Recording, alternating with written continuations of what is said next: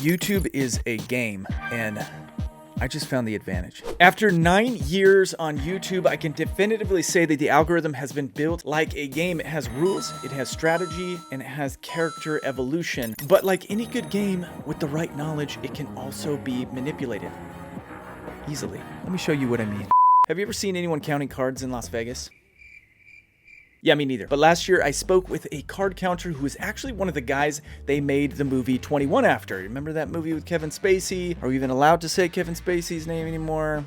Anyway, it was an okay movie. But he told me that there is a system for counting cards that anyone who can do basic math can figure out. Basically, the cards are broken into groupings and assigned values. If the face value of the card is 2 through 6, they're worth 1 point. If it's 7 through 9, they're worth 0 points. And 10 through ace are worth -1. As each card is dealt, you add the values together. And as the running total is counted, the lower the number, the higher the odds are in favor of the house. So if you have a low number, you don't want to play those hands. You want to let that go because the house is most likely going to win. On the other side of things though, the higher the number, the more the odds shift in favor of the players. Now, just like counting cards, there is a point system for success on YouTube. And today, my friends, I'm going to take you into a smoke-filled room in some seedy warehouse and show you how to game the system. You guys, most of the YouTube gurus like to repeat over and over the importance of CTR, AVD, AVPV, you know, the usuals. But that's only part of the equation. For example, channels creating how-to content can have extremely great metrics in those departments, but if their audience has what I call a low lifetime viewing period, it can actually counteract any positive impact those other metrics might have on the overall channel growth. Now, the next point I'm going to make is big, but I want to first explain what I mean by lifetime viewing period, or LVP. Most audiences only watch your content religiously for a period of time. If your content is entertaining like Mr. Beast, that viewing period could be years. If your content is about beginner bush pruning, the viewing period might only be a couple of days or weeks or months. Let me take you back in time to when I was a young buck.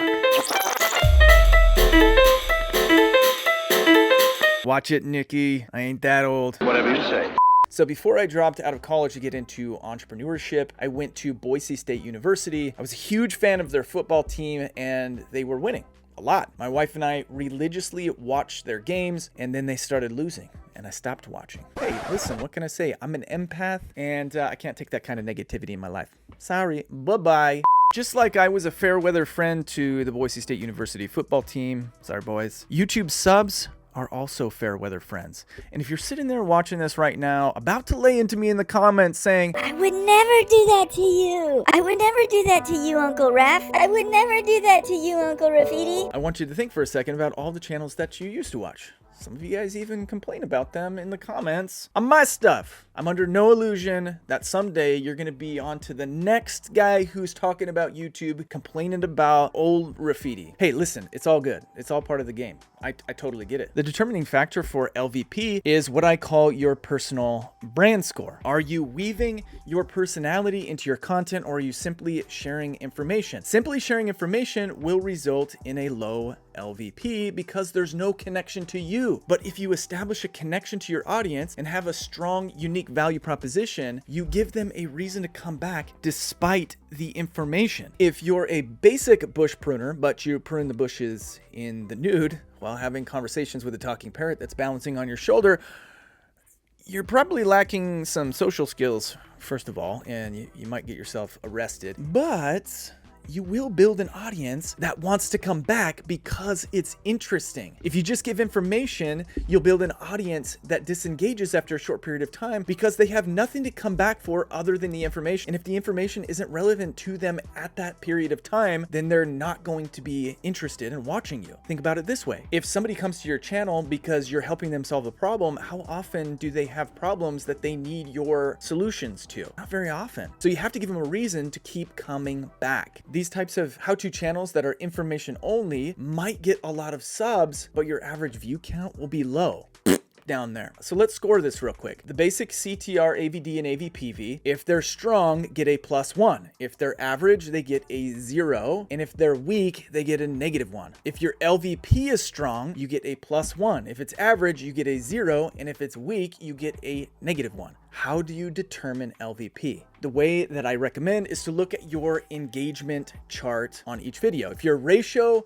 looks like this, you get a negative point. If it looks like this, you get 0. And if it looks like this, you get a +1. The idea is that you want a balance of new and returning viewers. The higher your score, the better odds of your success, and the total is always cumulative. It's running. You need to add or subtract every time you upload a video. Now, you guys, Captain Rafidi over here has created a spreadsheet for you guys. It's a simple calculator spreadsheet. I didn't spend too much time on it. If you want an extra tool to add to your tool belt, then you can click the link in the description below. Now, everything that I've said up to this point is great. How could it not be? It's coming from me. Humility.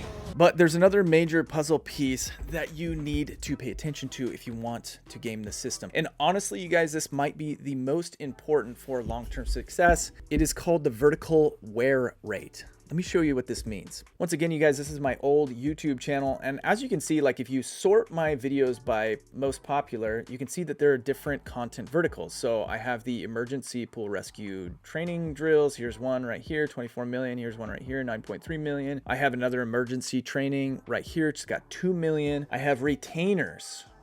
When I used to work at orthodontic lab and make retainers, made funny retainers. 3 million here. Scroll down a little bit, and here's another one, mermaid tail. Here's another one right there. And then we have granny. So this one right here, 2.1. Here's another granny right here. Here's another granny. That was actually sad. Granny chased her into a chair and she fell on the floor and hurt herself. Not my finest moment. You can see we have different content verticals, and one of the strategies with YouTube is to establish these verticals and then double down on your successes so that we can grow more rapidly. But one of the things that can happen is as your audience loses interest in one of your content verticals, you need your channel to evolve and establish other verticals, or you're going to witness a slow and painful death of 1,000 cuts. So typically people would think that you can determine the effectiveness of a content vertical by its video ranking out of the gate. But in my opinion, that can cause problems, which I'll get into more in a minute. But I think the best way to score content based off a topic vertical is by measuring the total views for each individual video against the most viewed video in that vertical. So let's break this down. If you get a 1-to-1 ratio or better, meaning that the second video in a vertical either does as well or outperforms the first or highest viewed video in that vertical, then you get a +1. If you get less than a 1-to-1 ratio for one video, then you get a 0. And if you get less than a 1-to-1 ratio for each subsequent video after that, then you get a -1. The reason that I don't think that video ranking, 1 through 10 is the best way to score your videos is because although a 10 out of 10 might look terrible for your current content vertical, it actually might mean that the video just didn't do well with your current audience, but might crush it with a new audience a month down the road. And that's why I think, you guys, that the YouTube ranking system is a terrible feature that just leads to anxiety and depression for creators. And I don't want you guys depressed and anxious because then you leave weird comments on my stuff. I actually think that it should be expanded to include more than just views. If it actually showed you a new piece of content versus an old piece of content relative to a lot of different factors, I think that would make a whole lot more sense for creators. But that's a story for another day. Now remember, you guys, scoring is cumulative, so keep track of it with every single upload. Side note, some mathematician might come in here and tell me that I'm wrong, but what? That's what I thought, mathematicians. Also, if you guys want to learn how to take this knowledge and build a successful long-term business with it, I have a training video down in the description that I want you to watch. Okay? Now listen, if you don't want to take me up on this offer, it's your loss. No, but in all seriousness, it's not a problem. Just keep coming back and watch me flip this YouTube coaching industry on its head with all these fresh ideas, all this fresh information, all the things that have helped me get from where I'm at right now to having a wall of YouTube play buttons. I'm giving it all away for free, you guys. I love it. And also, watch this video and this video. Peace.